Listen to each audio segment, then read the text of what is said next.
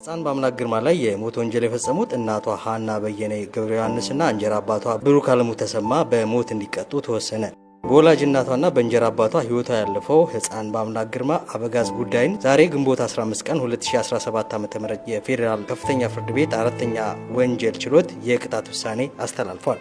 የወንጀል ሕግ ዓላማና ግብ የሀገሪቱን መንግስት እና ሕዝብ እንዲሁም የነዋሪዎቹን ሰላም፣ ደህንነት፣ ስርዓት መብትና ጥቅም ማስጠበቅና ማረጋገጥ ሲሆን ይህንንም ዓላማ ከግብ ለማድረስ ወንጀል እንዳይፈጸም ለመከላከል ሲባል በቅድሚያ ስለ ወንጀሎች የሚያስከትሉት ቅጣት በወንጀል ሕጉ ተደንግጎ ይገኛል።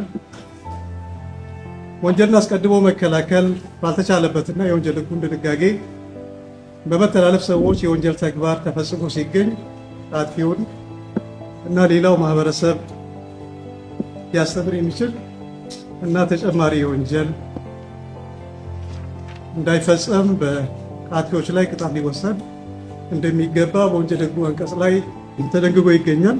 ተከሳሾቹ በዘወትር ባህሪያቸው መልካም እንደሆኑና የተለያዩ የበጎ አድራጎት ተግባራት ላይ እንደሚሰማሩ የሚገልጽ የቅጣት ማቅለያ ሀሳብ ቢያቀርቡም ይሁን እንጂ ፍርድ ቤቱ በዘወትር ባህሪያቸውም ሆነ በተለያዩ ማህበራዊ እሴቶችን በሚያፈርሱ እኩይ ተግባራት ላይ የሚሰማሩ መሆናቸውን ጠቅሶ የቅጣት ማቅለያውን ውድቅ አድርጓል።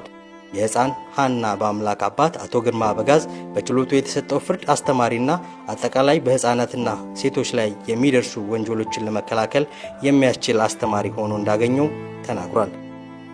ደስታ ብቻም ሳይሆን ሀዘንም ጭምር ነው። ምክንያቱም በእናትም ከመፈጸሙ አንጻር አንም ከመሆኑ አንጻር ያው ፍርዱም ላይ እንደተመለከታችሁት እጅግ በጣም ራሷን መከላከል የማትችል እናቷን በምርጫ መርጣ ትኖር በነበረች ልጅ ላይ በመተባበር የፈጸሙት ትልቅ ወንጀል ነው።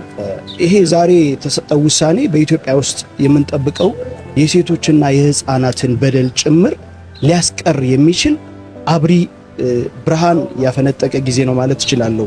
ምክንያቱም በሀገራችን የሴቶችና የሕፃናት ጥቃት በከፍተኛ ሁኔታ እየተባባሰ ችግሮችን ጎልቶ የሚታዩበት ሁኔታ ነው ያለውና ለብዙዎችም ይሄ ደውል ነው ብዬ አስባለሁ። የወንጀል ድርጊት አፈጻጸም ባገናዘበ መልኩ አንደኛና ሁለተኛ ተከሳሾች በሞት ቅጣት እንዲቀጡ ፍርድ ቤቱ በወንጀል ሕግ አንቀጽ 117 እና 375፣ 585፣ 590 እና 539 1ሀ መሰረት በወንጀለኛ መቅጫ ስነ ስርዓት ቁጥር 1495 መሰረት የቅጣት ውሳኔ በሙሉ ድምፅ ሰጥቷል። ትዕዛዝ አንደኛ ተከሳሽ ሀና በየነ ገብረ ሕይወት፣ ሁለተኛ ተከሳሽ ብሩክ አለሙ ተሰማ በሞት እንዲቀጡ ተወስኗል። ሆኖም ይህ የሞት ፍርድ ቅጣት የሚፈጸመው የሀገሪቱ ርዕሰ ብሔር ፍርዱን ሲያጸድቁ ብቻ ነው። ሁለት የመዝገቡ ግልባጭ ለኢፌዴሪ ርዕሰ ብሔር ጽሕፈት ቤት እንዲላክ ታዟል። የድሬዳዋ ማረሚያ ቤት በተከሳሾች ላይ የሞት ፍርድ የተጣለበት መሆኑን አውቀው ጥብቅ ክትትልና ቁጥጥር በማድረግ ቅጣቱን ተከታትለው እንዲያስፈጽሙ ታዟል። ይግባኝ መብት ነው። ለጠየቁ ተገልብጦ ይሰጥ። መዝገቡ ተዘግቷል። ወደ መዝገብ ቤት ይመለስ።